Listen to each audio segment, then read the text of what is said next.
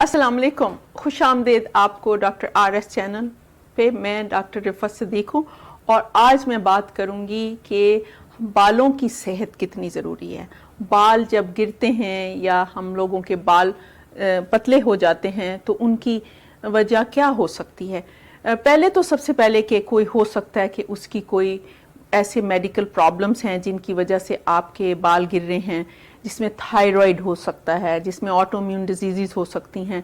तो सबसे पहले तो आप डॉक्टर को जाके देखें, वो सबसे ज़रूरी है। मे बी डॉक्टर को चाहिए कि वो आपकी थोड़ा सा इन्वेस्टिगेट करे कि क्या वजह है कि आपके बाल गिर रहे हैं, क्योंकि थायराइड का बहुत कॉमन है जो प्रॉब्लम जिससे लोगों के बाल गिरना शुरू हो जाते हैं।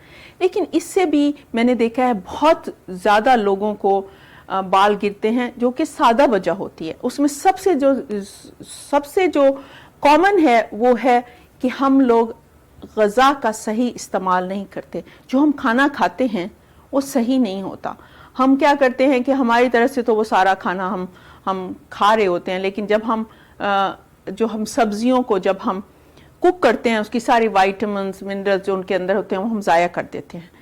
तो हमारे खुराक को हमें देखना है कि हम सही तरीके से खा रहे हैं कि नहीं, जो खा भी रहे हैं उसमें हमने कुछ बचाया है, वाइटामिन्स बची भी हैं कि नहीं।